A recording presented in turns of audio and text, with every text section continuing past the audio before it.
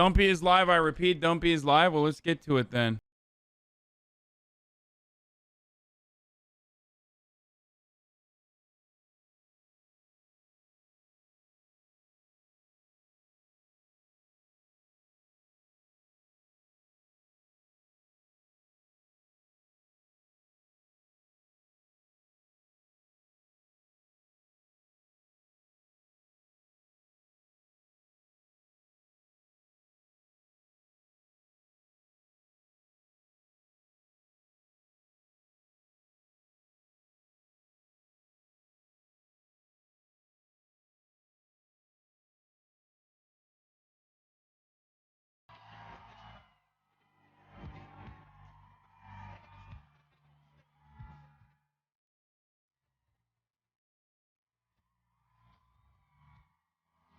An American, well, at least I know I'm free.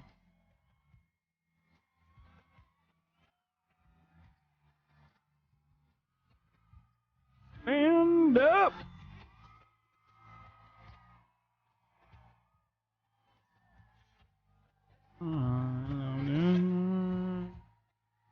God bless the USA.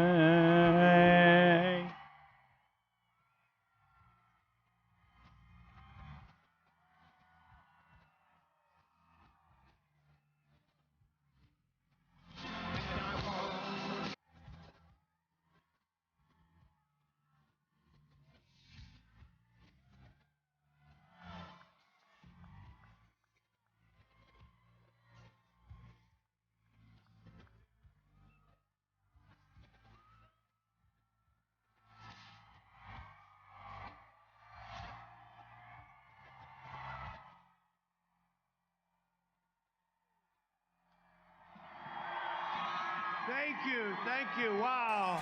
This is a big crowd, I'll tell you. They love him, dude. This goes all the way 160,000. back.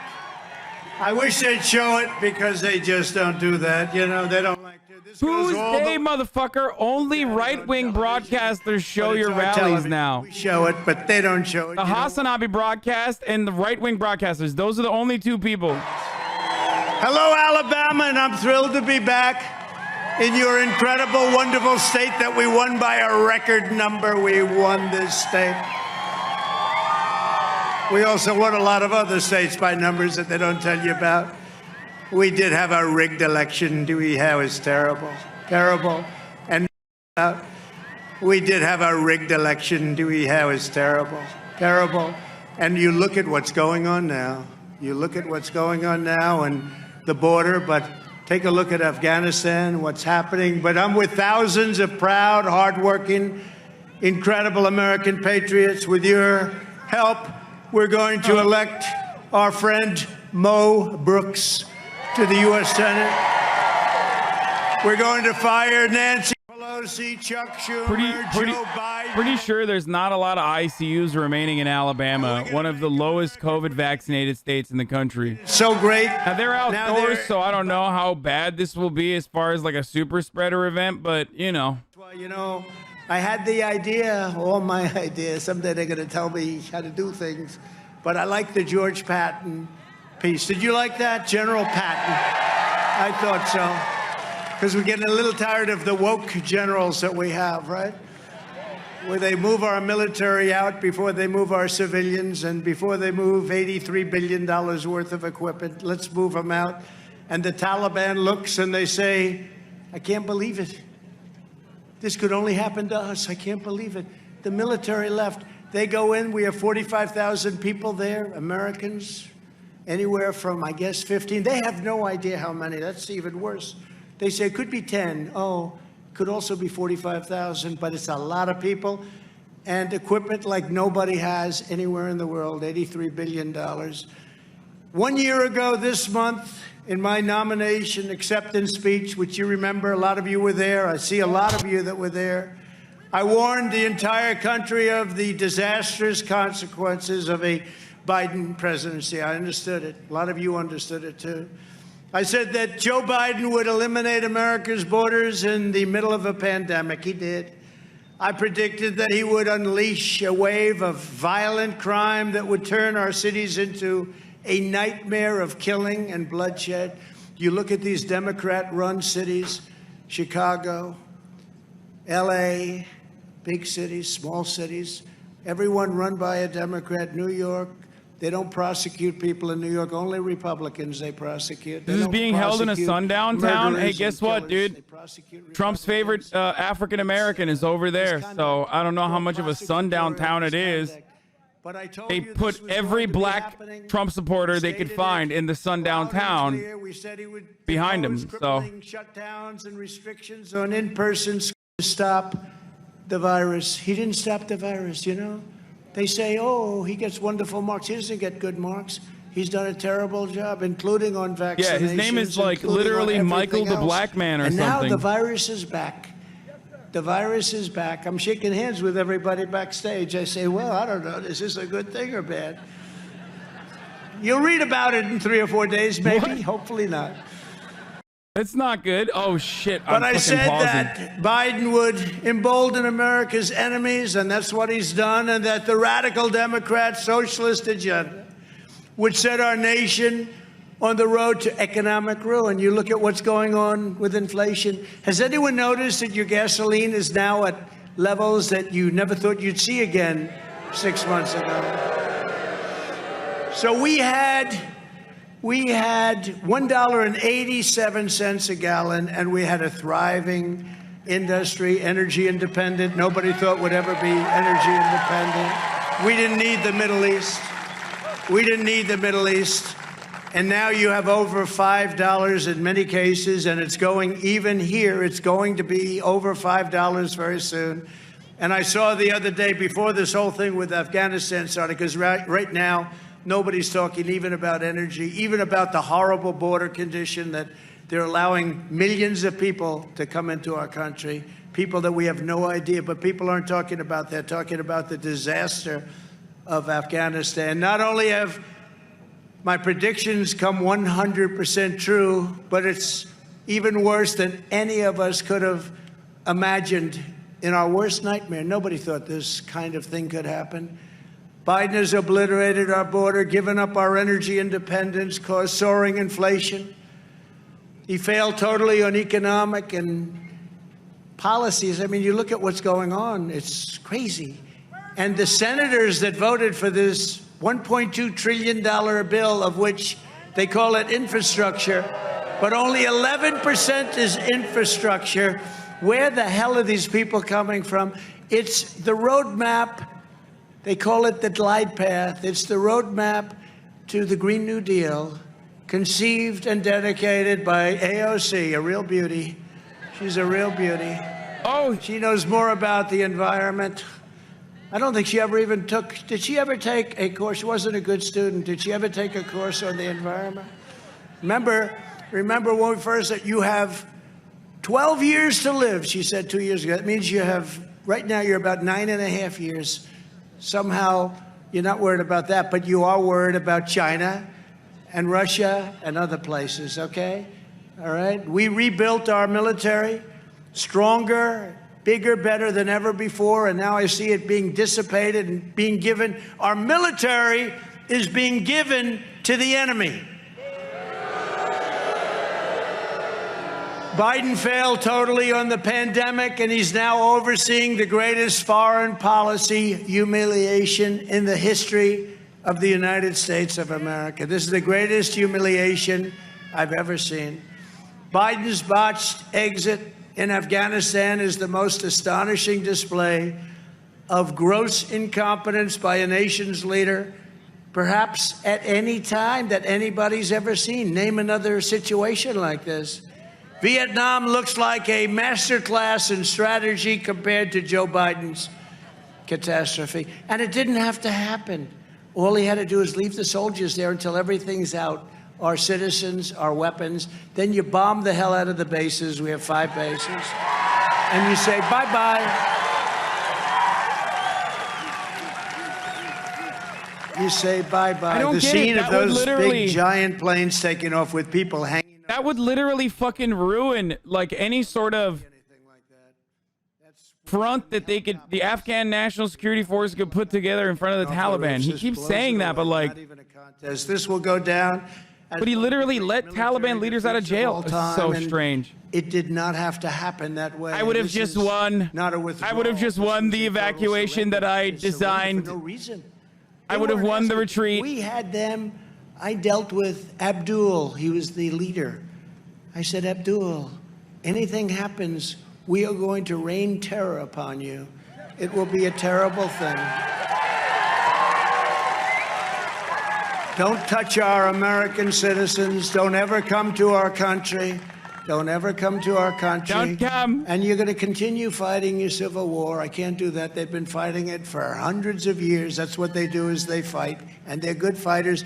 But I had a good relationship other than that one statement. I said, after I said that, I said, now let's get down to business. And we had a conditions-based agreement. And they didn't meet the first two conditions, and we hit them hard. And then they met them. And then they had a couple of other conditions that they were ready to meet. And then we had a rigged election, and we had a new president. And the new president came into office, and he dropped to his knees, and he said, come on in and take everything that we have.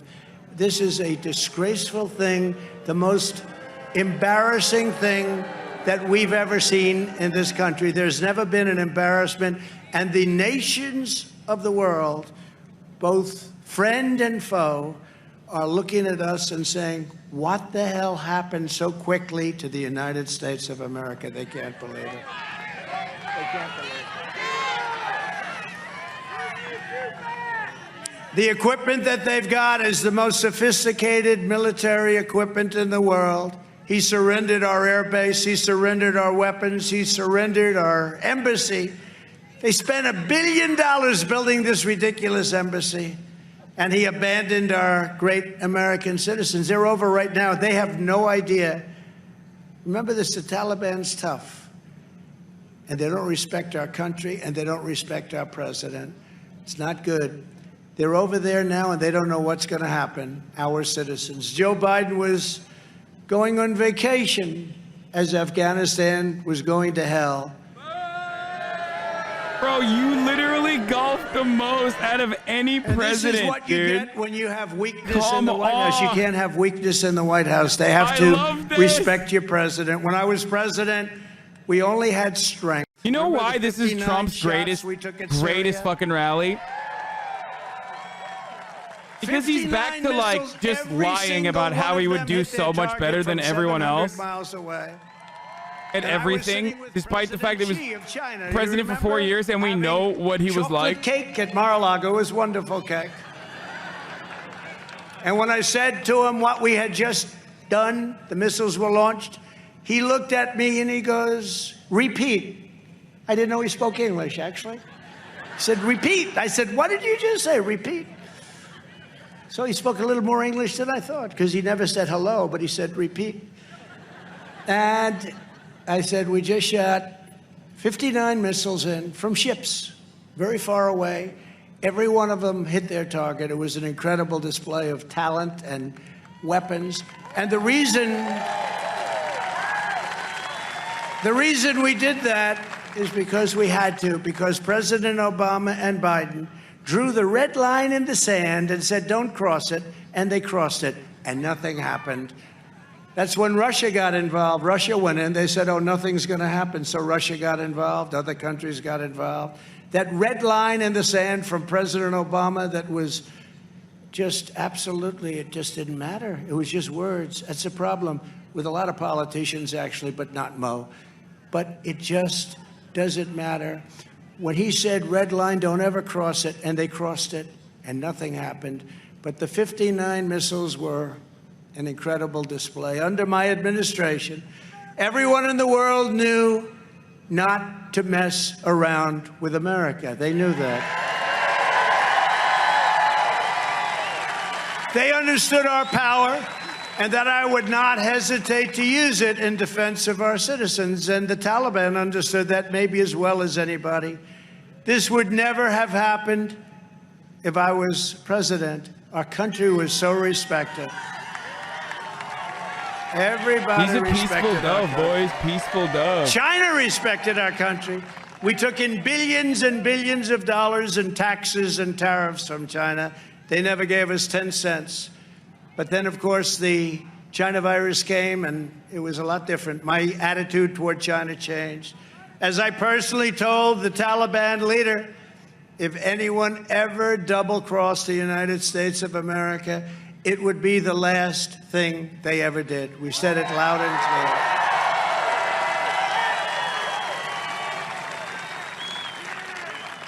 And you knew it better than anybody, and Alabama knew it, because one thing, we won Alabama by a record, we won South Carolina by a record, and then they said, we lost Georgia? How the hell did that happen? That doesn't happen. No, we know how that happened. We know how it happened. But under our leadership, America was respected again. Our people did a great job. I've been watching Mike Pompeo, Secretary of State. He did a great job, and he's going around spreading the word, and General Kellogg and others, they've been great. But they understood this could never happen. You never move the military first. You move the military last. We had total control militarily. They would have never come in. We could have kept them there for a long time, but 21 years, we want to bring them home. But we want to bring them home with dignity. You know, very soon, we're going to have September 11th, and you're going to have, because of Biden, the Taliban flag flying over our embassy, flying over our facilities. So that was not even a possibility that a thing like that could happen. We decimated ISIS. You remember that, ISIS. We had a great, great success. When I took over, ISIS was all over the place. And in a short period of time, we killed its leader and founder, al-Baghdadi. We eliminated the senior ranks of al-Qaeda, and we terminated the world's top terrorist in Soleimani, who killed a lot of American soldiers and a lot of other people, too. And they knew we weren't playing games. They understood that right from the beginning. There's a lot of ISIS, which you take credit for. This proven record of America's strength laid the groundwork to safely and responsibly bring our troops back home. Nobody was going to mess with us. And then this clown, they rigged the whole damn deal, and he got in office, and now they're taking advantage of us. And remember this isn't stopping. This is going to go on for a long time. This is going to go on for a long time. This isn't going away. This isn't like a 3-day hit. It's going to go on for a long time. Taliban, great negotiators, tough fighters, great negotiators. You got 45,000 people. You got a lot of people also that deserve to be helped, and they're not going to let them be helped at all. This is going to go on for a long time. This is a great stain on the reputation of our country. Going into the Middle East was one of the most disastrous decisions that our country has ever been involved with. We've never had a decision, in my opinion, it was the worst decision that we've ever had. It was quicksand. We should have gone in, knocked the hell out of it. You know, I met a general. His name was General Kane. I don't even know. Maybe he's not even on my side. Who the hell knows with these generals? You know, when I get through with this guy, Milley, I mean, how about Milley? Remember? I like that Trump has been able to find a socially acceptable for reactionary framework to shit on the military and exercises open contempt for the military now, and everyone is still going to fucking clap for him. Media starts calling, you shouldn't have like he hates the military, but now it's like a more morally acceptable framework in which he can just traffic those ideas. Instead of saying that, yeah, I hate the military because they're gay, they're doing CRT and homosexuality. And I said, this guy doesn't have what it takes, and you're seeing that now, because the worst decisions I've ever seen. That's, again, why I put the patent. I just remembered it as I was coming over here. I said, get that clip quickly. The people of Alabama understand that clip. Bro, Tom Hanks really fell off since COVID. Look at this guy. Let me ask you. Motherfucker looks like Forrest Gump. General Patton was woke? I don't think so. What do you think, Mike? Mike, was he woke? I don't think so. I don't think he was too woke. He was the exact opposite. You know what woke means? It means you're a loser. Everything woke. Yeah! Everything woke. Me, on the other hand, I'm a winner. I'm watching Donald Trump. I'm about to get COVID. Turns to shit. Okay? Yeah. It's true. It's true. Look at what's happening.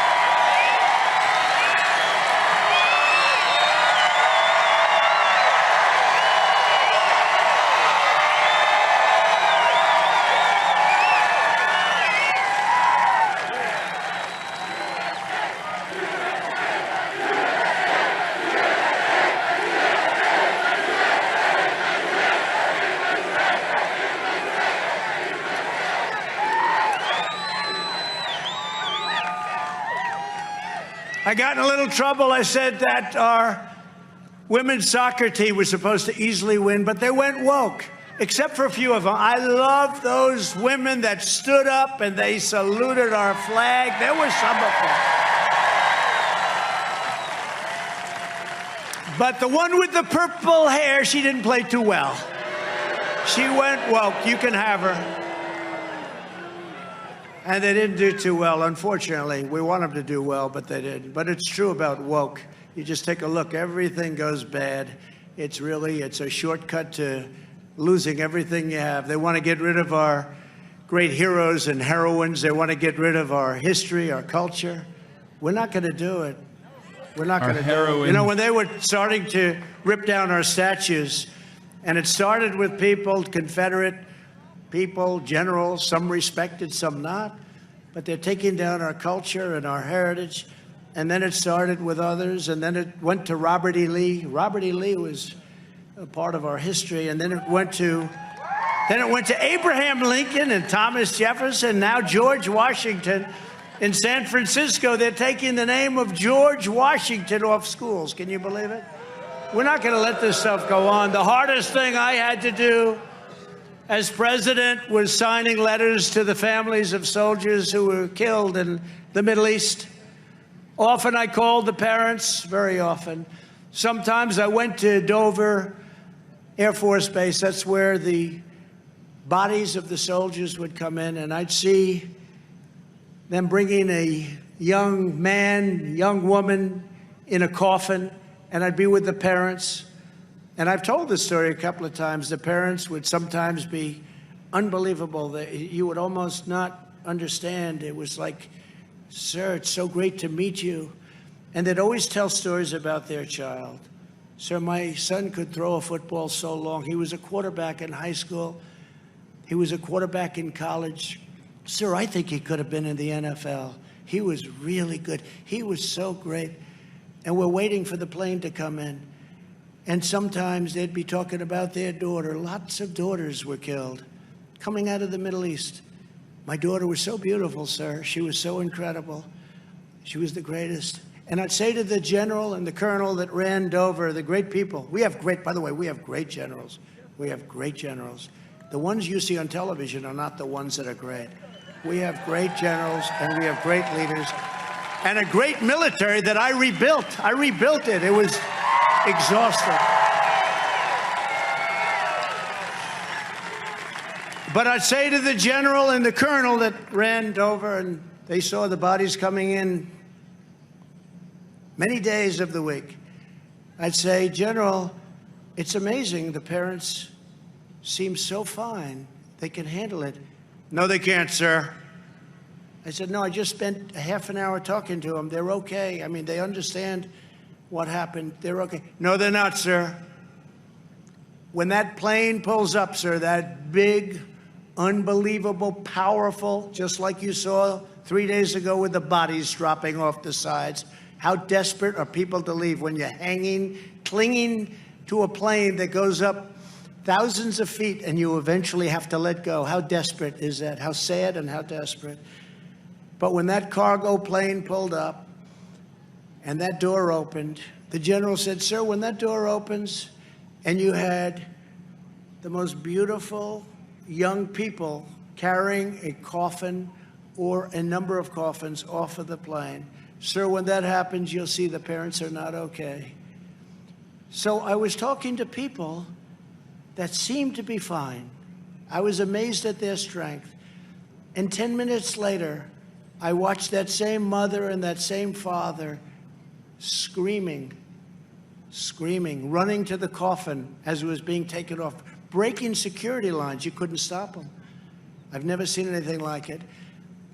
And for what? And for what? And then you have a man who just retreats and gives up. And it's a disgrace. It's a disgrace to our country.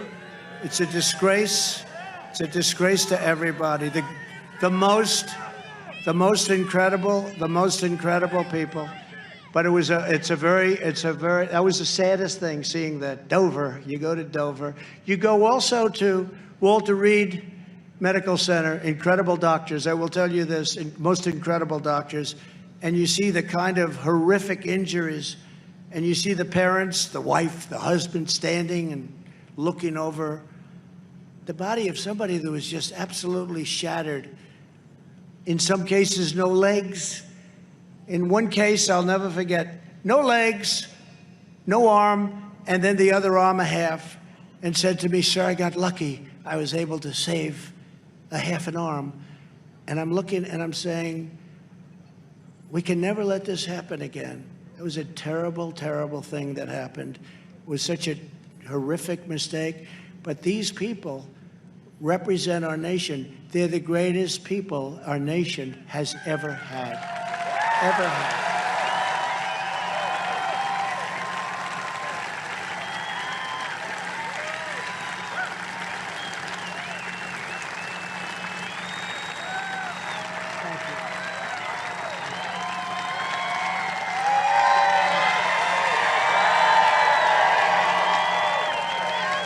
Thank you very much. Thank you very much. So we had a deal where we were going to get out with great honor, and they weren't going to play games. And we had to meld it in with the government, but I've never been a big fan of Ghani. I always said he was a total crook. I've said it for years. It turned out he was a crook. He was a crook, and he left. He fled. He fled with a lot of cash.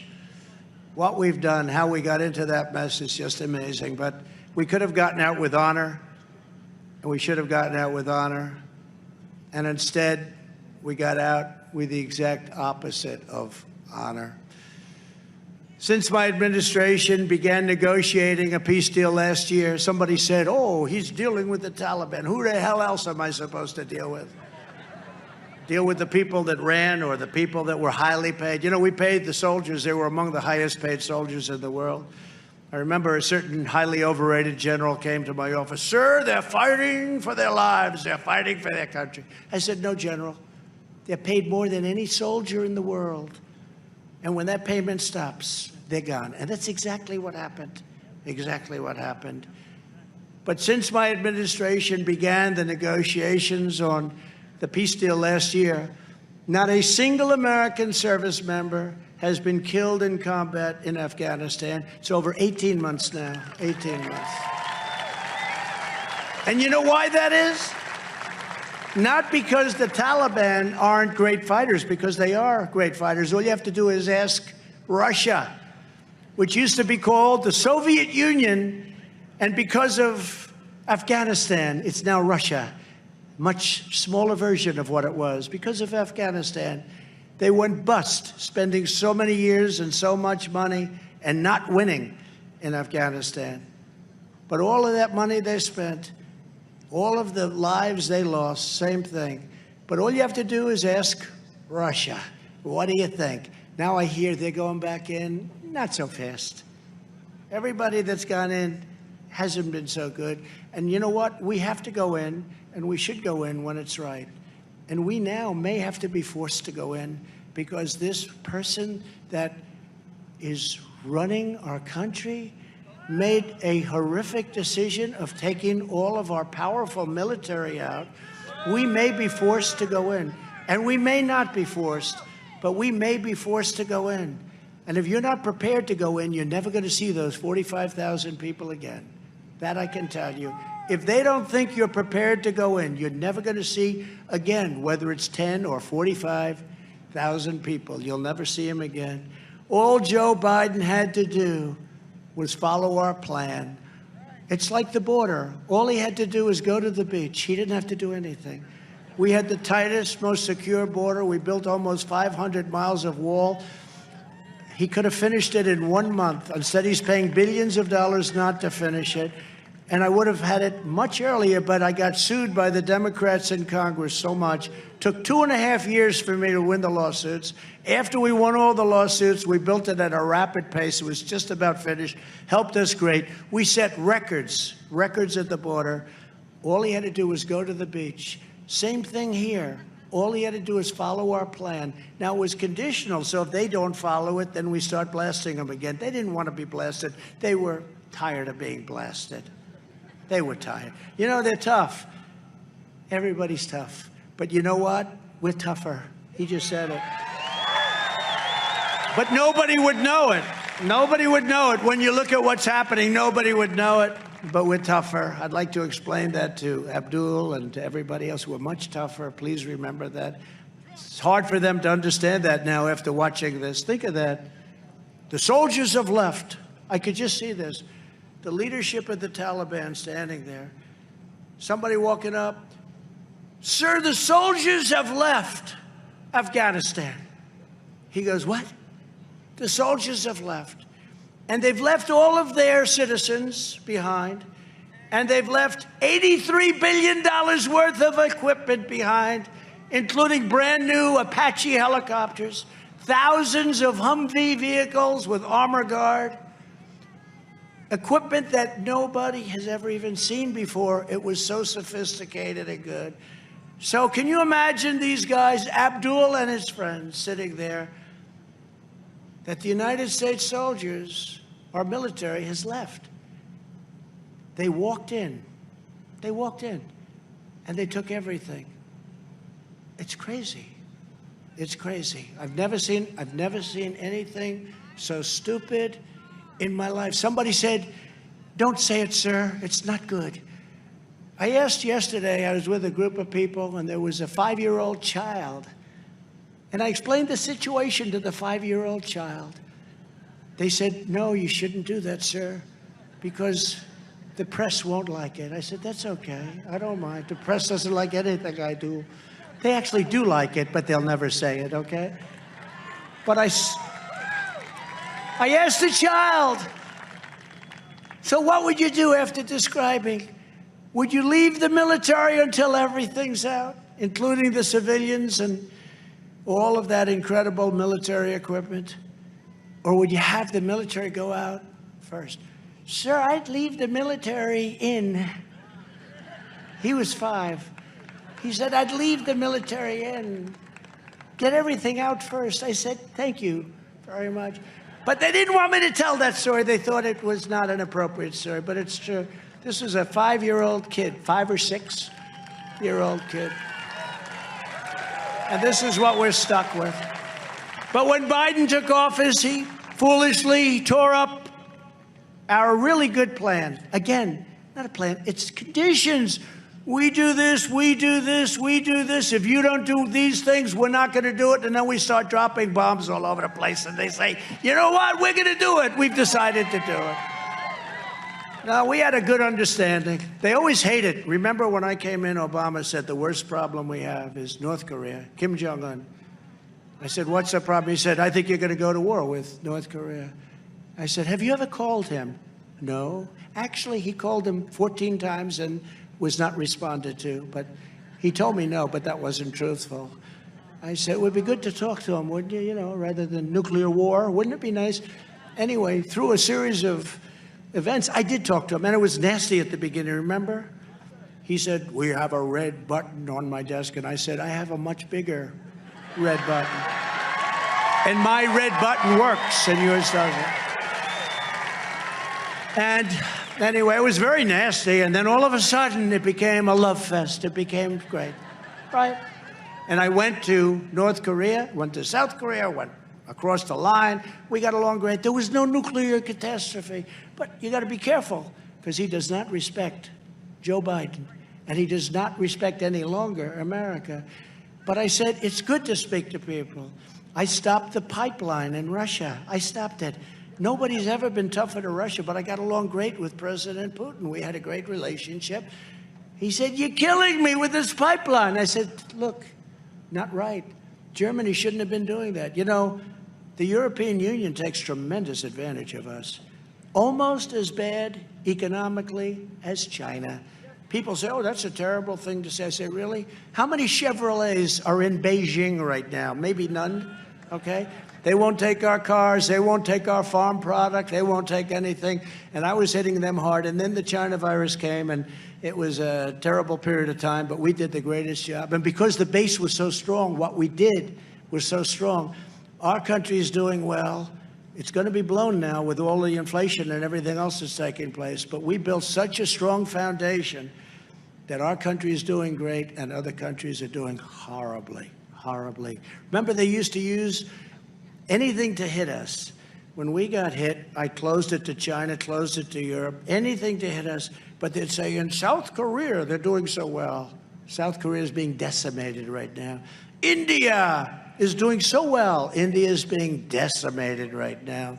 We did a great job on that. The ventilators, the equipment that we got, the cupboards were all bare, everything that we did. And then we developed a vaccine, 3 vaccines in 3 months, in 9 months. And actually, I'll tell you, it was 3 days less than 9 months.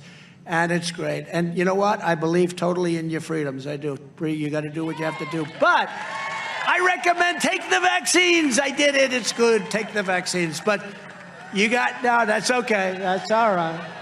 You got your freedoms. But I happen to take the vaccine. If it doesn't work, you'll be the first to know, okay? I'll call up Alabama and say, "Hey, you know what?" But it is working. But you do have your freedoms. You have to maintain that. You have to maintain that. And you got to get your kids back to school. And the mask issue is interesting because Fauci said masks are bad, and now he's a radical masker. Now he wants you to wear 15 different masks at one time. I don't know. He also told me he was a great athlete. Then I saw him throw out a pitch at the baseball. "I used to be a great athlete, sir." "You did? Really? Oh, that's good." Then I watched him on television. That's not an athlete. The ball almost went to first base, didn't it? The issue here is not about whether to leave Afghanistan.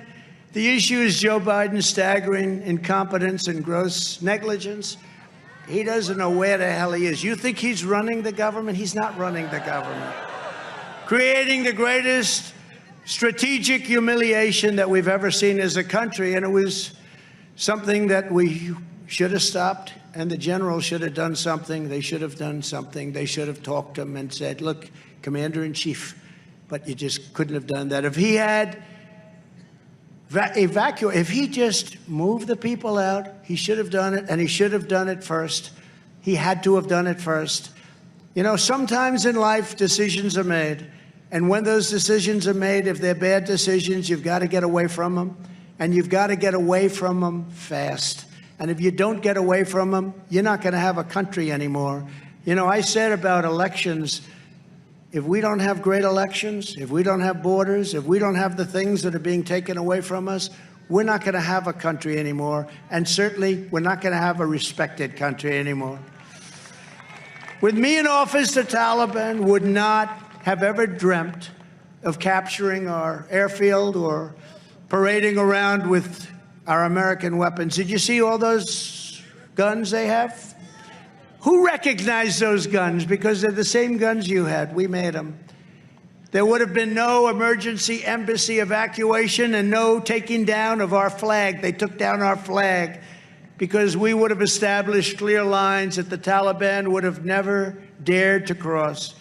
The problem with Biden is that our enemies are not afraid of him. They don't respect him. Our adversaries and our allies no longer trust him. They can't trust him any longer.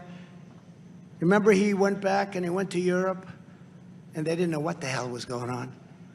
And they said, "We're back. We're back." In other words, we're back. Now you can continue to take advantage of us, because Europe took advantage of us with NATO like nobody ever. You know, I got Europe to pay $430 billion toward NATO. They would have never paid. For 15, 18 years, it was like this, the payment. And we're protecting them. And some of them were totally delinquent. They didn't pay. And I said, you got to pay. They said, sir, what would happen if we didn't pay? Would you protect us? I said, if you didn't pay, I would not recommend protecting you. And it was amazing how fast that money came in, right? That money came in. That money came in fast. 430. It started off with 130 billion, not million, billion. And then 430 billion came in very quickly. We did a lot of good things with South Korea. I said, we protect you for nothing. You've got to pay. You're a rich country. You make the boats. You make all our television sets, which you took from us. Thank you very much. You make so many cars for us. You got to pay. And they agreed, and they paid billions of dollars at my request. It wasn't that easy. It took a little while, like about 2 days. They agreed to pay billions of dollars. And then I said, look, next year, wait till after the election, but you're going to have to pay at least $5 billion. No, we will not pay. I said, yes, you will pay. We have 32,000 soldiers in South Korea. He said, no, President Moon, nice man, good man.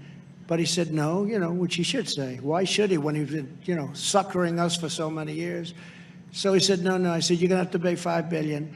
But then the election result turned out different than what it should have, different from the real result. And I just heard they made a deal with South Korea to pay a cost of living adjustment. You know what that is? Nothing. When the money I raised, it's like nothing. And so that was another country, I'm sure, that was extremely happy with the results. But I did a great job in protecting them. I think I've saved them from Kim Jong-un. So I don't think they, I tell you what, a lot of people from South Korea come up to me and say, thank you very much, sir. I think I saved them from Kim Jong-un because of the relationship I developed with Kim Jong-un. Biden is the most pathetic president. And look, he makes Jimmy Carter look great, right? Look at that man with that jacket. I love you, man. How many rallies have you come to? What number is this? 30?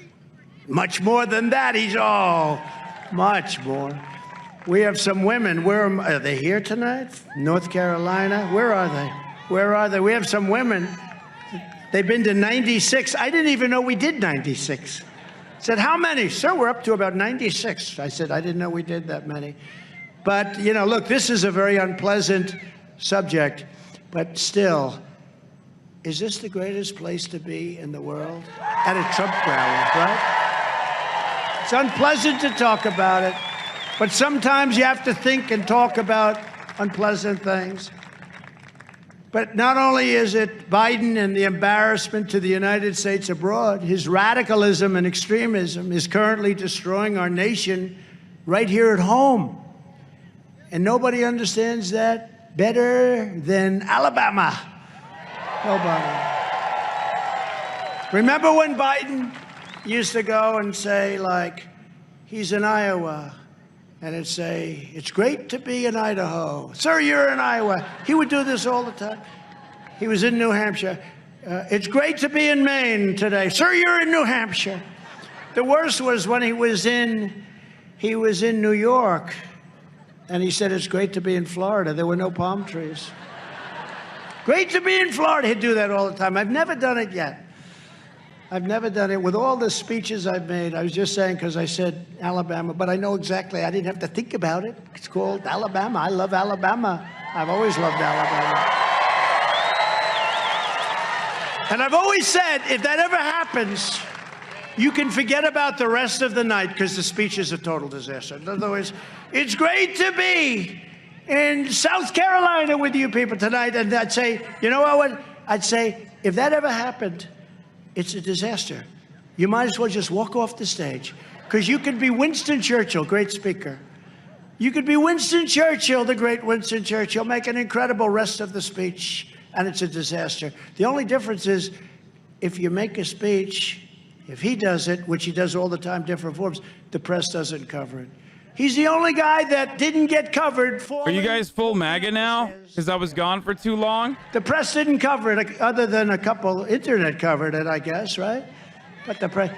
Do you think they would have covered it if I fell on the Air Force One? He fell 3 times.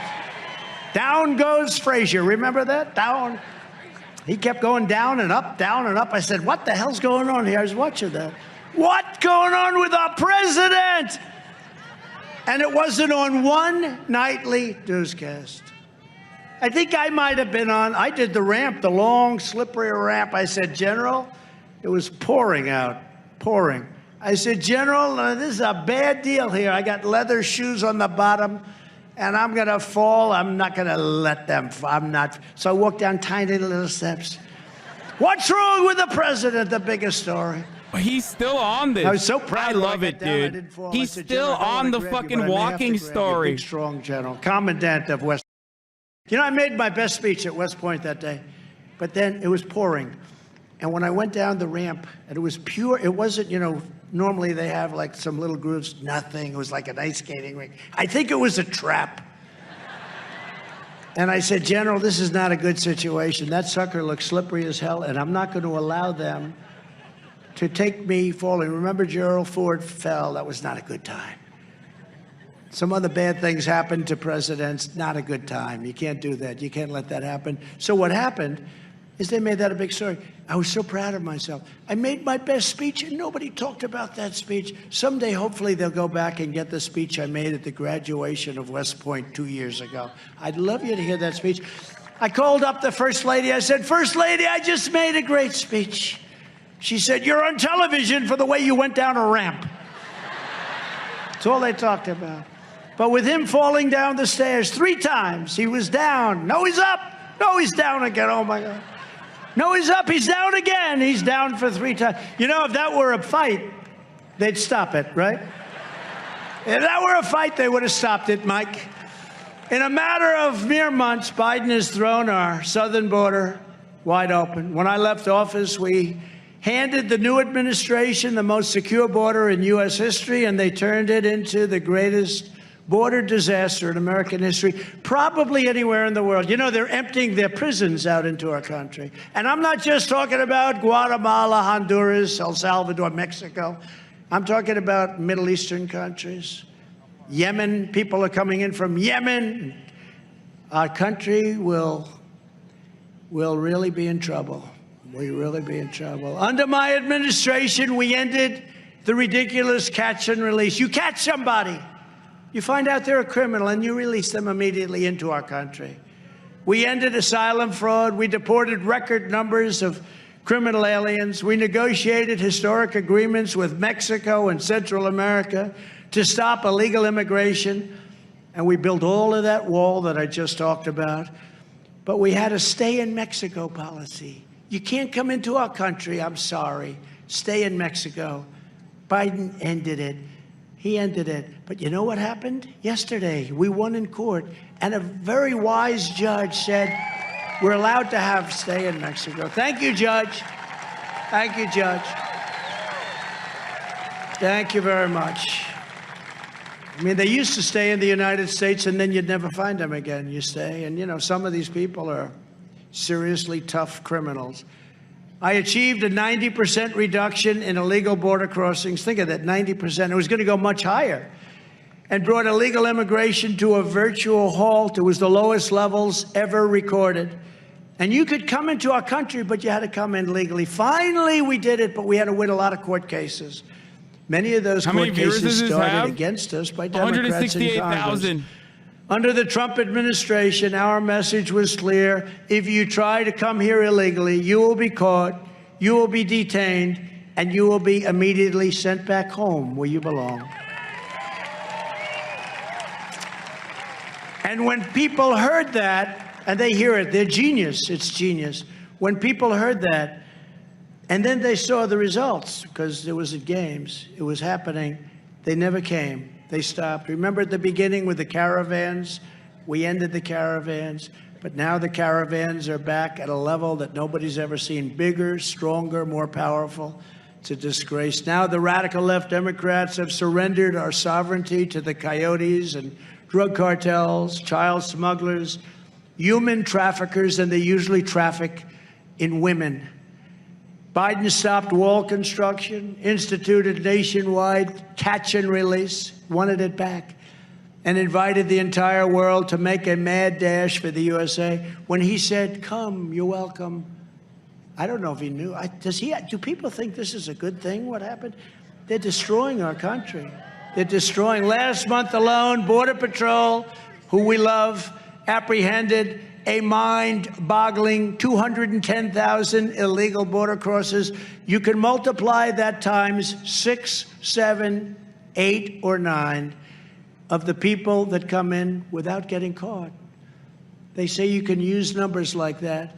Record numbers are getting away, and historic numbers are coming from outside Mexico and Central America, from every corner all over the world. A lot of them coming in from the Middle East. At this rate, millions of illegal aliens will cross our border just this year alone. Millions of people. Many of these people are hardened criminals, murderers. Again, think of this. Just think of this statement. They are emptying their jails into the United States. Think of that. A lot of people don't know what that means. They are the toughest, meanest jails. They're emptying them into the United States.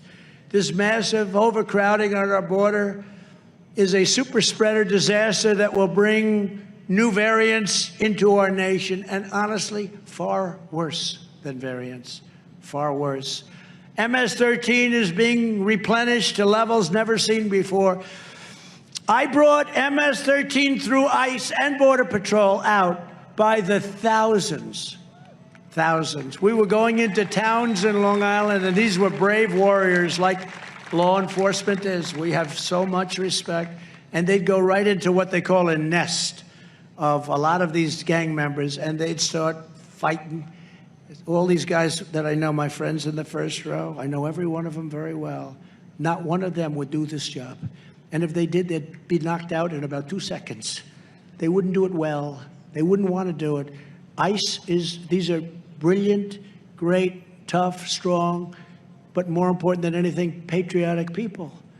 They would go into these towns and they would get these hardened criminals that are loaded up with weapons, and they would get them the hell out of our country. It's amazing what they did for us. And now they're being treated horribly by this administration. Joe Biden has functionally abandoned ICE, shut down interior enforcement, and turned our nation into a giant sanctuary for dangerous criminals. We have criminals coming in this country. Nobody knows how bad it's going to be. Watch, that's another Trump prediction.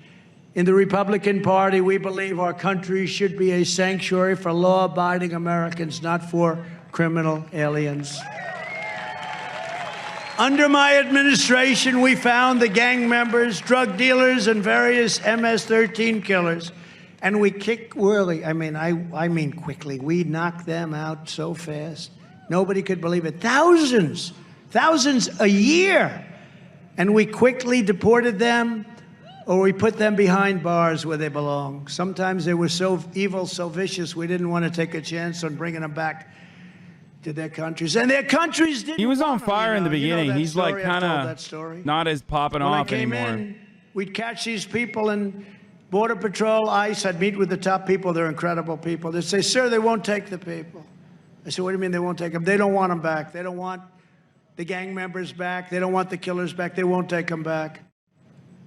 When we fly in with an airplane, they put planes on the runway so we can't land. We have to come back. The buses, they stop. They won't take them back, sir. None of the 3 major countries that we're talking about, Honduras, Guatemala, El Salvador, they won't take them back, sir. I say, really, do we give them any money every year? This is early on, so, I learned exactly what it was, but early on, hadn't done it too long, right? Do we give them any money? Yes, sir. How much? About $500 million a year. It's a lot of money, right? So I said, good, stop payment immediately. No more money going to these countries. No more money. No more money going to these countries. I immediately stopped all of this $500 million, a little more than that, $500 million going to the 3 countries.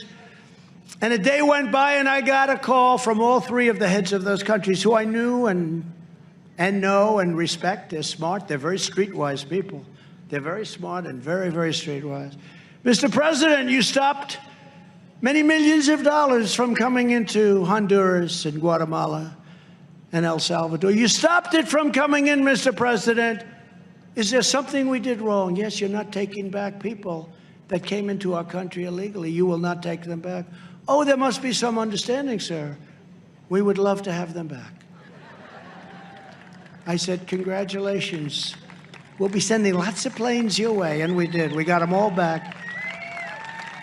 And we still didn't make the payment. I delayed that sucker a long time. We still didn't make the payment. We waited a long time, but they took them all back. And then the other day I heard that Biden wants to give those countries $4 billion.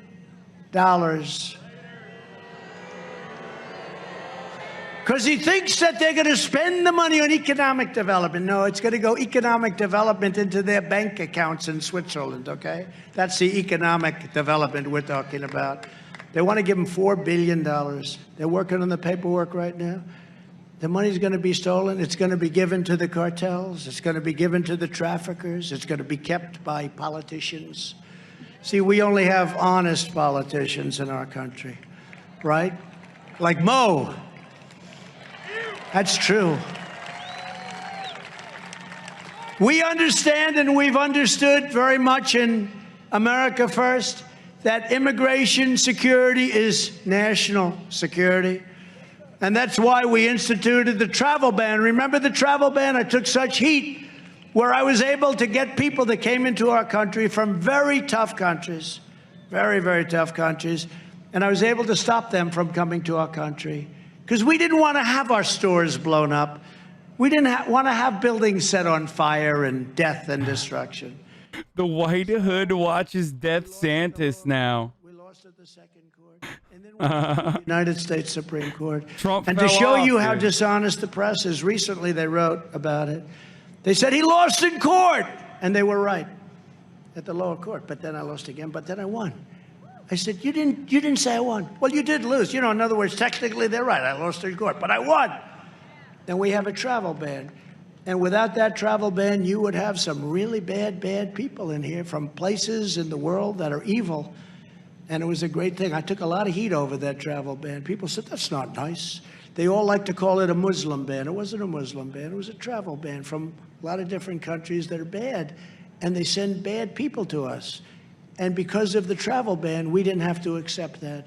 So it was a great success, but they try and make it look like it wasn't very nice. We dramatically reduced refugee admissions and kept radical Islamic terrorists the hell out of our country. Is that okay? I mean, you know, is that okay? One of the first acts that Biden did after Mitch McConnell said, we must get back to work. We have to get our country going. We have to approve him as the president. Even though the evidence was staggering, you'll see the evidence starting to come out. It's already come out far beyond what we need. By the way, far, far, far beyond what we need. We have to get back to our country and running our country, Mitch McConnell. And the first thing that Biden did was sign 17 of the worst executive orders in the history of our country. And one of them, Biden revoked that beautiful, wonderful travel ban and has surged refugee resettlement from the most dangerous countries in the world, the most dangerous terrorists in the world. They come into our country now with no problem. Come on in. It's love to have you. This is a sick culture, and our country is a disaster, and it's going to die before your very eyes if this craziness isn't stopped in so many ways. You know, I don't get it. I thought, well, the Taliban hates CRT. They should just only allow Taliban to come in. When people watch that, Problem solved. Leave Afghanistan to the people of Afghanistan. Allow all the Taliban to immigrate to the United States. They understood it immediately about the military. Don't take them out. Leave it till last. Sort of like the captain of a ship. Let's jump off first before the passengers. I'm getting the hell out of here. Right? That's what it is. The captain is supposed to wait and watch and work.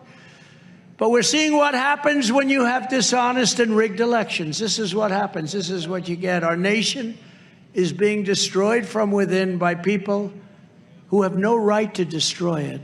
No right. They have no right to destroy it. As everyone here understands, the 2020 election, that presidential election, which was such a great day, at 10 o'clock, it was over. Pennsylvania, Trump is winning by a lot. Arizona, Trump is winning by a lot. We don't even talk about Alabama. For the record, like when Trump says anything about the Taliban, always remember, whenever people say like stuff about the Taliban, like Donald Trump literally ordered the release of 5,000 total Afghan prisoners, 400 hardcore Taliban prisoners in a bid for peace with the Taliban. This was done under Donald Trump, okay? More is coming out. Just recently, Wisconsin election officials admitted they removed more than 200,000 voters. By the way, that's 10 times more than I need to win. 10 times more. 200,000 from the voter rolls, and they did it, unfortunately. Why didn't they move them before the election? They removed them after the election. Oh, thank you very much. I appreciate it. They removed these names after the election was over, approximately 20 times more than we needed. Earlier this month, it was revealed that in Georgia, ballots were rejected by machines and illegally altered by hand to remove marks for Trump and instead cast votes for Joe Biden. You'll see that coming out. You're going to see many of them. In some states, you had a little problem. More votes than voters, a little problem. Take a look at Detroit. Sir, they have many more votes than they have voters. Oh, that doesn't sound so good, does it, huh? And I needed just a little bit. Didn't need much of it.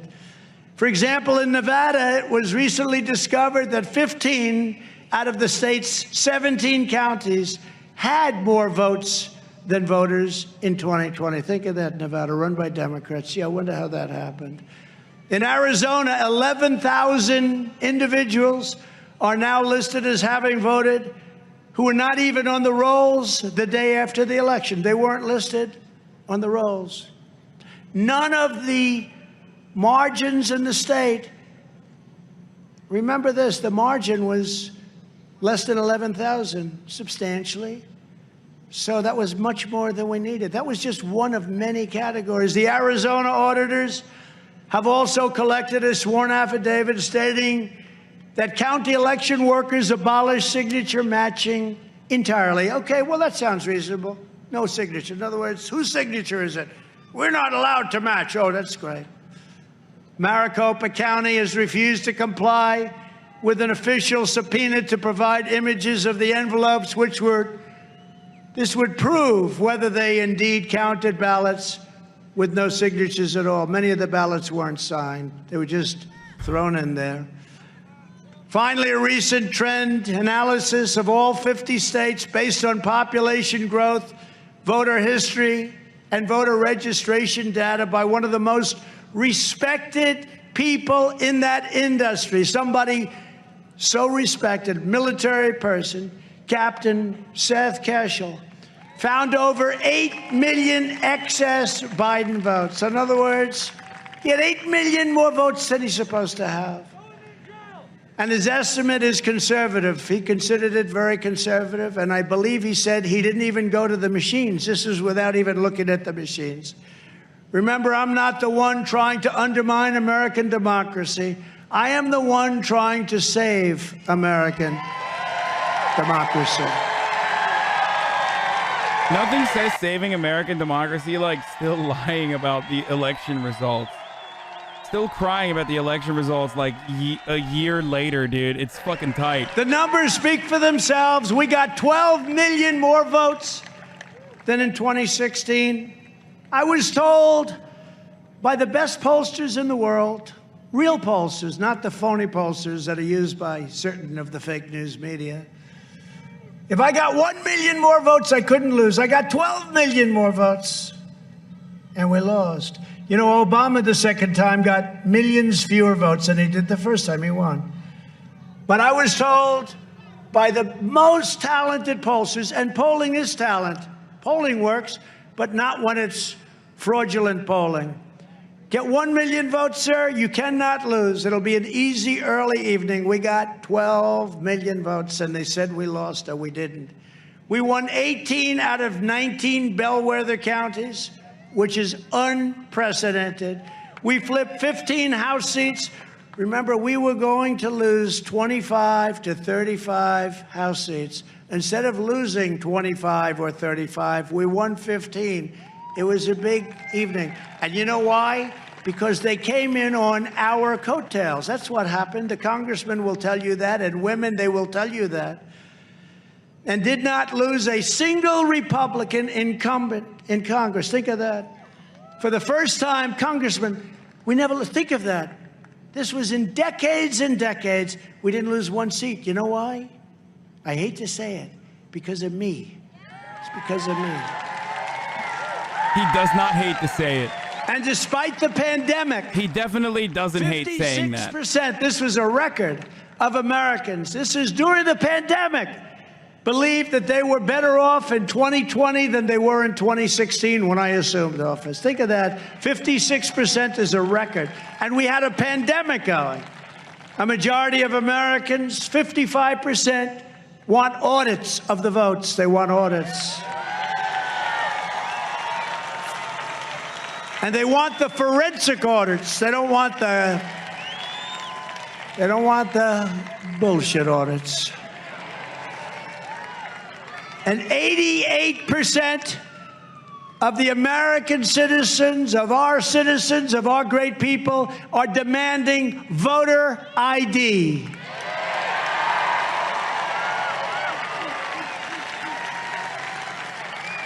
Thank you. Here tonight is someone who has fought harder than anyone else in Congress to expose the election fraud. He is really a fighter.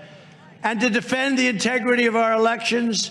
And I have to say it, I just can't imagine him losing. He's got courage. He's an honest guy. He's an honest guy. And that gives him the courage. Your next U.S. Senator from Alabama, Mo Brooks. Thank you.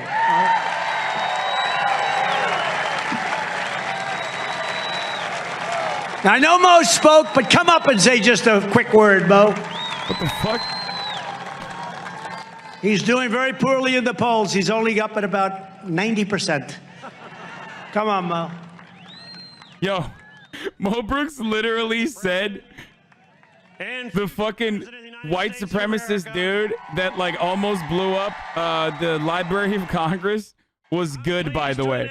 Like, he was like, yeah, he did it because of socialism. That's why we need to stop socialism. Go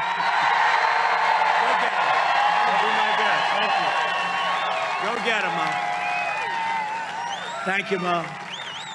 So Mo is a fearless warrior for your sacred right to vote and so many other things. He's going to be an incredible senator, and we're proud of him.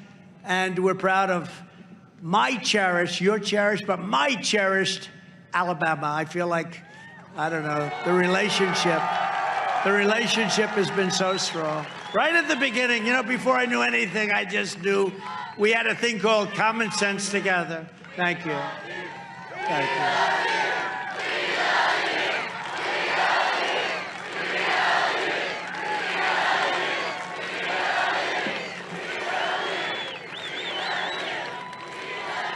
Thank you, everybody. They really Thank do you. love I love him. you too. But it is true, you know, early on, I said, how are we doing in Alabama? Sir, you're up about Parasocial 45 and points. This was before I True. knew any. I didn't know what the hell it even meant. 45 points. That sounds good. We're up at numbers that nobody's ever seen before. We've never gone down. Now we're up higher than When we will ever he mention were. HasanAbi House? And you Yeah, also what the have fuck? somebody that is unbelievable, unbelievable. He happens to be now a senator. He was an unbelievable football coach, Tommy Tuberville. Tommy, stand up, Tommy. Where's Tommy? Where's Tommy? I love Tommy. Where the hell is he? Where is he? He's here. A hell of a crowd. I want to tell you, this crowd goes so far back. See the cameras? We shouldn't give that to the media, because all they do is they block the view and they don't say the truth anyway. This crowd, see what... Bro, there's not a single media there that's not like just deranged right-wing psycho media. Man. Tommy is... I'd love to see Tommy. I love Tommy. He's doing a great job. I said, you know, Tommy, you're running for Senate, and he did a good job. He was a natural, and he was a rah-rah coach, but he was a great coach. I asked Urban Myers, how good a coach was Tommy Tuberville? He said, he beat me twice. He's the only one that beat me twice. But I said, Tommy, you beat Alabama 6 times. I said, how can you possibly expect the people of Alabama to vote for you? He said, sir, because I gave them a coach named Saban. Because of me. I said, Tommy, that's the coolest answer I've ever heard. And you voted it's kind of wild that he still is able to bring this much of a crowd out, though. Like, thank you very much. You know, Biden would never be able to do that. Like, let's be real. And he's got that look of a Not that it fucking matters. Like, Biden still washed him, right? In the election, like, ripped him, but still. Looks don't matter, but he's still got the look of a senator. He's doing a great Fuck job. off, Lieutenant dude. Governor I mean, what? Will Ainsworth. Will? Thank you, Will. Great job. Nice meeting you backstage. Alabama Attorney General Steve Marshall. Steve? Thank you, Steve. Thank you. Thank you very much. Representatives Jerry Carl, Barry Moore, Gary Palmer, Robert. Where's Robert? Robert Aderholt. He's been another one. Oh, and one of my favorite people. Oh, she's so smart. I hope she's around. I hope she's around. She is an incredible woman. She's a brilliant woman, doesn't get credit for it, but we all know about that stuff. Marjorie Taylor Greene. Marjorie, where is she?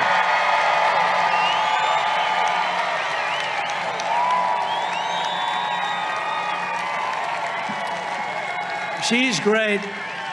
She is great. She's a warrior. She's a warrior. Everything I said about Georgia is true, Marjorie, right? Yeah.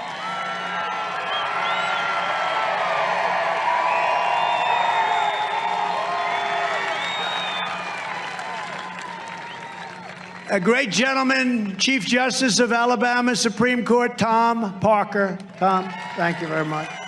Thank you, Tom. A lot of power. State Senate President Pro Tem, Greg Reed.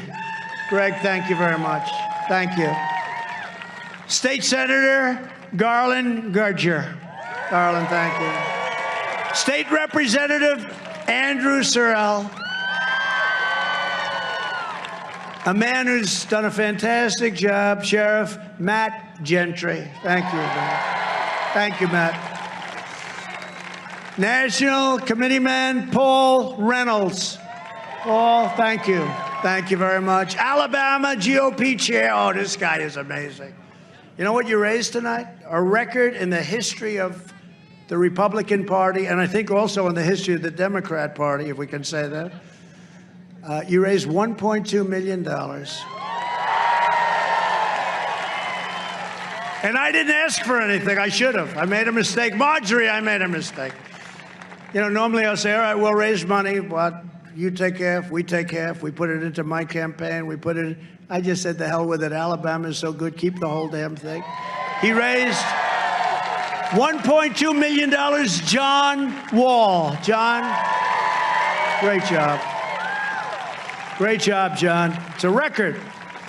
A patriot, a wonderful man, a man who puts his guts into everything, a man that they don't treat properly. He's smart. He loves his country so much. He's willing to die for this country. I watched him over the last week at his symposium, which was really amazing. Some of the people he had were incredible, incredible people. Mike Lindell. Mike.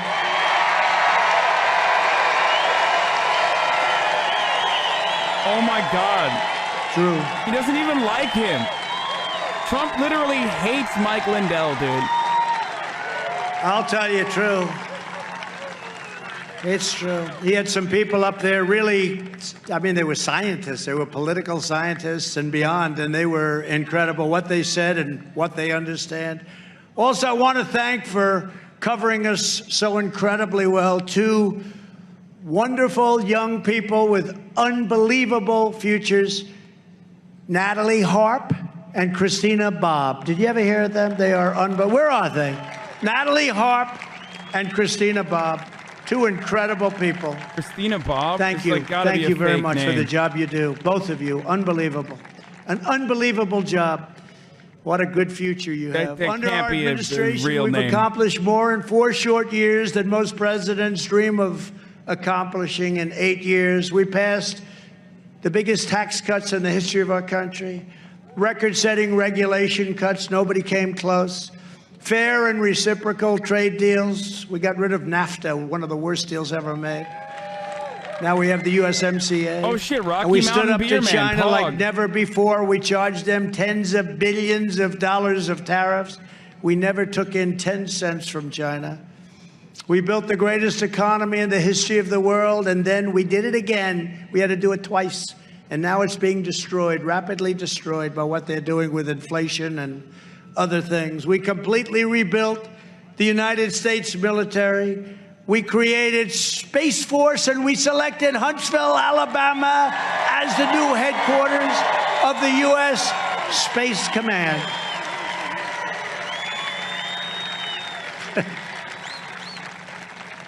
I made a lot of enemies. I made so many, and a lot of states wanted it. But we put it in Alabama, and that was not an easy one, I want to tell you. You think this stuff is easy, don't you? It's not so easy. By contrast, no administration in history has gotten off to a worse start than the Biden administration. There's never been anything like this. And I thought about that statement like, no. before it happened with the disaster that we're witnessing in Afghanistan. Joe Biden is a failed president. He will always be a failed president. He's ushered in one calamity after another. When I left office, I handed Biden 3 vaccines to end the pandemic in record time, as I said, and yet, under his leadership, the virus is surging back. Could you imagine if I were president and the virus was surging back? It would be, she said it wouldn't be. It wouldn't come back. Yeah. That one's actually tougher than the Taliban, I must be honest with you. But he's reimposing mask mandates and threatening new restrictions on the American people. Meanwhile, many new restrictions. Meanwhile, 21% of migrant youth who recently crossed the border reportedly have COVID. And they don't have to do anything. They don't have to wear masks. They don't have to go through testing. They don't have to do anything. And the country is being infected by what's coming over the border, and not only with COVID.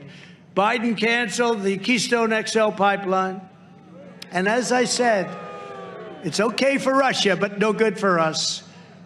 Remember when he said, "We will not approve the America First agenda"? I said, that's a killer statement, isn't it? But he actually believes that. America First, the greatest I think we've ever had, the greatest statement as to what we want to do with our country. And he said, we are not for America First. I said, did anybody actually tell him to say that?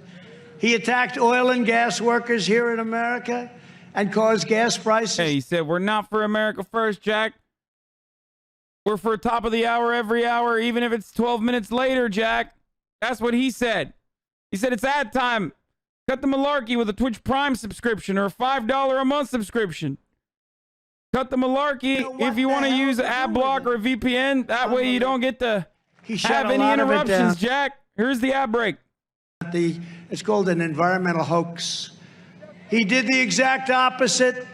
I broke OPEC and I broke the cartel. You saw what was happening. We actually had a moment in time where oil prices went down per barrel to minus $37. In other words, if you took a barrel of oil, they gave you $37. I told my people, why didn't you do that? We would have gotten paid to take the oil. That was too much because it was going to destroy our industry. But we did fill up the national oil reserves that were empty for years, and we filled them up with very cheap oil, and now Biden wants to use that to supplement what we have. We shouldn't do that. We achieved American energy independence, and we turned America into the #1 energy superpower in the world. We were bigger than Saudi Arabia by a lot. We were bigger than Russia by a lot. And now we're going back to them, asking them for help. Do you believe this?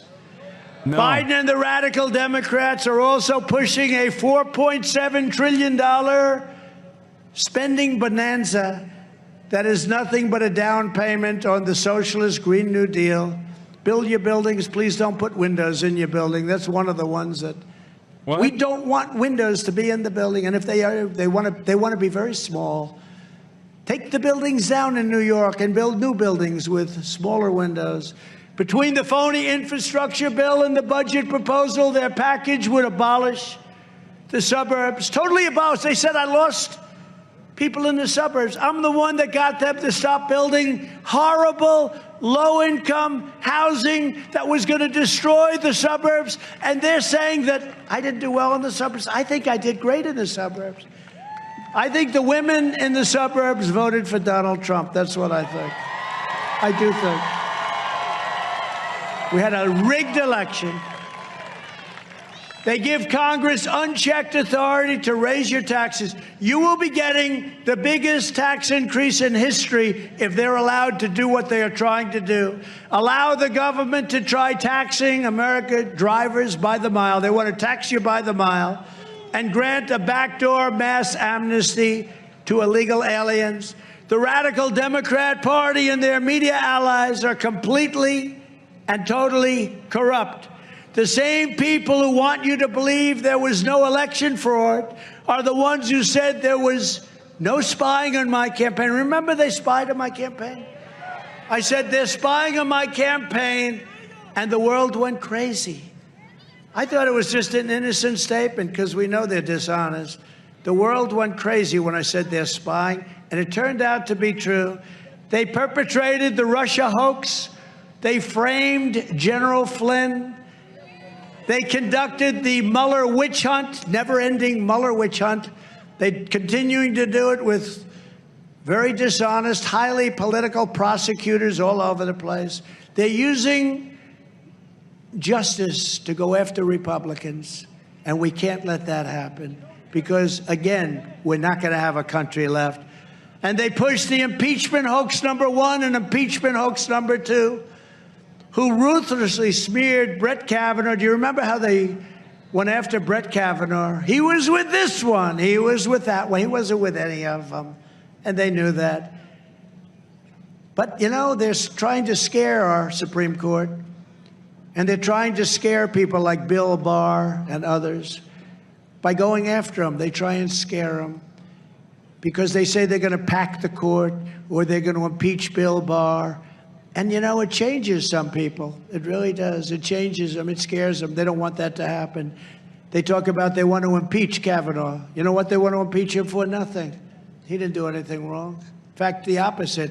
They did everything wrong. They were total dishonest people. One of the most horrendous hearings anyone's seen.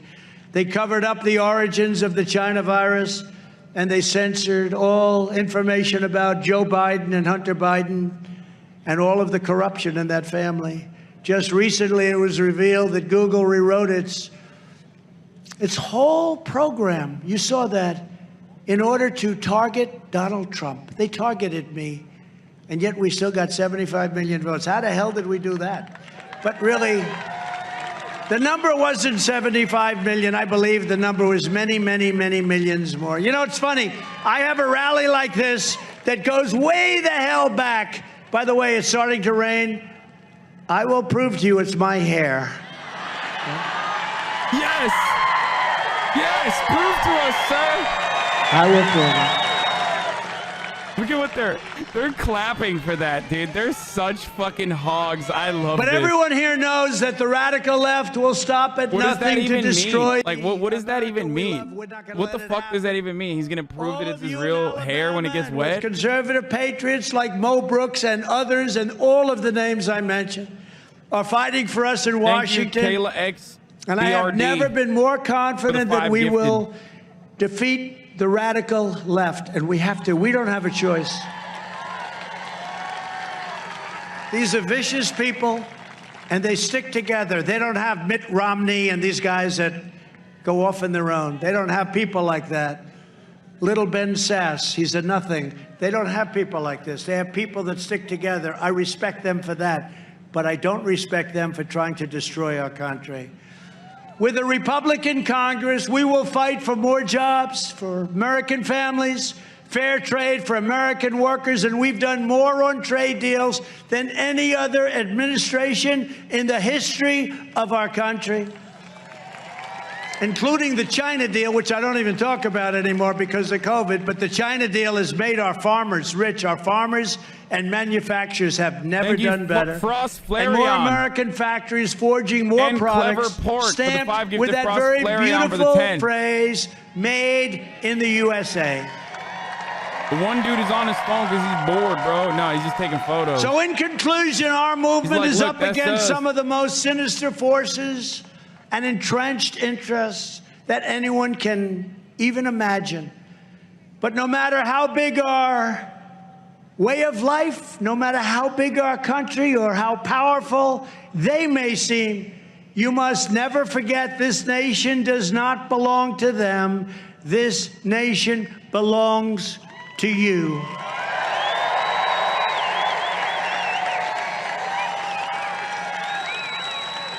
This is your home. This is your heritage. And our magnificent American liberty is your God-given right. The citizens of the United States of America will not be dictated to and talked down to by incompetent politicians, corrupt tyrants, left-wing bullies, or socialist bureaucrats in Washington, D.C., a place that I got to know very, very well. We are descended from the heroes and the patriots, the pioneers and the legends who tamed the great wilderness, who settled this vast continent, and who laid down the railroads, raised up the skyscrapers, and poured out their blood, sweat, and tears to build this country into the greatest nation in the history of the world, and we are not going to let it be taken away from us under any circumstances. Our ancestors crushed fascism. Beneath the weight of American tanks, they toppled communism by the strength of American culture, and now we will defeat woke radicalism and a continuation of communism, because that's what this is heading for. We will defeat it with the sheer power of American pride and American brain. Our leaders may not believe in the destiny of America. They might not. Yeah, American brain, dude. Totally. I really don't believe. Dude, I love. Dude, American brain is so brain dead, dude. Are you kidding me? American brain is like thinking that COVID is both a Chinese bioweapon, but also not that big of a deal, and then just fucking dying from it because you refuse to take the vaccine. We cannot meet. Like, American brain is taking horse dewormer and like calling the fucking poison center because you took too much horse dewormer because your favorite podcaster told you that was the way. That's happening to our country. We're laughed at all over the world. We're not going to be laughed at anymore. This is a horrible, I donated $3 and it didn't come out. You said even the whole event is branded as President Trump holds rally. What kind of network is this? Is anyone else broadcasting this?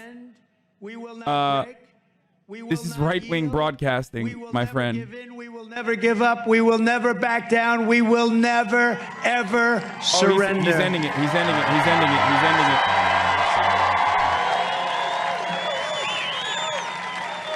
My fellow Americans, our movement is far from over. In fact, our fight has only just begun. In the history of our country, there has never been a movement like this. There's never been anything like it. People run for the Senate. They do okay, they lose, they win a couple of votes, and they're national heroes for 50 years. They're on television talking. People run for president, and they come in second, third, or fourth in one primary, and they're national heroes all of a sudden. We, not me, we ran for president, and we won 32 states, and then we did better the second time, much better the second time. Much, much better. Somebody from the fake news media said, "Sir, what was the difference between 2016 and 2020? I said, well, the difference was that in 2020, we did much, much better. The rallies were bigger. The enthusiasm was more because in 2016, I told you what we were going to do, but it was talk. In 2020, you knew that I did it. So we had a much better, but we were cheated. And it was rigged, we were cheated. But there's never been a movement like this. And you know, it's funny, I say it a lot. And with the fake news, look at all of them back there. The fake news is back there. They never, ever question it. It's literally only right-wing media back there. There is no fucking fake. I mean, he's right. It is fake news media. CNN's not at this fucking thing. I doubt. I mean, maybe they are. In the history of our country, there's never been anything like it. And it's probably the greatest movement. Make America great again. Call it America first. Call it what you will. I believe it's the greatest movement probably in the history of the world. And it's just starting. It's just starting. We are one movement, one people, one family, and one glorious nation under God. So with love of our nation swelling in our hearts, and it does swell in your hearts. That's why you're standing here in the rain listening to this person. You're saying, darling, it's raining. Let's go home. But nobody is leaving all the way back. Hundreds and like football fields behind. Football fields. Darling, it's raining. But they say, we're not going home because we love our country. But it's swelling in our hearts. The spirit of America is stirring our souls.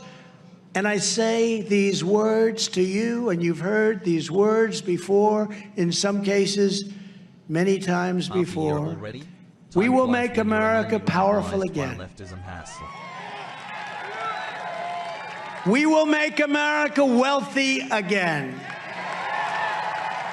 We will make America strong again. We will make America, despite what you're seeing today, so sad and so pathetic, we will make America proud again. We will make America safe again. And you know what it is. We will make America great again. Thank you, Alabama. God bless you all. Thank you. Thank you very much.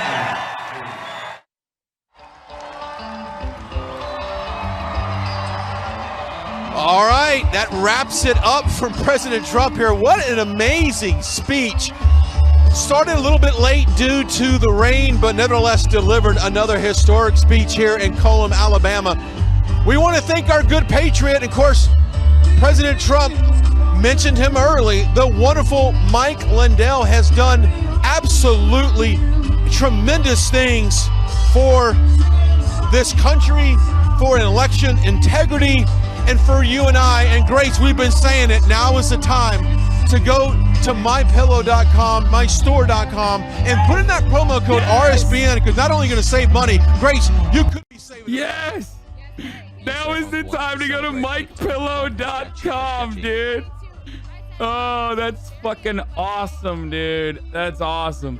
A former Mike Pence aide says Trump and Miller tried to stymie Afghan refugee efforts. Now is time to shill some Michael Pillows. New TSA guidelines. Do not wear a chastity device to airport security. You will be detained. That's real 1989 George Orwell Animal Factory right there. I'm surprised that they just don't have homies with fucking, you know, clan robes and shit out there.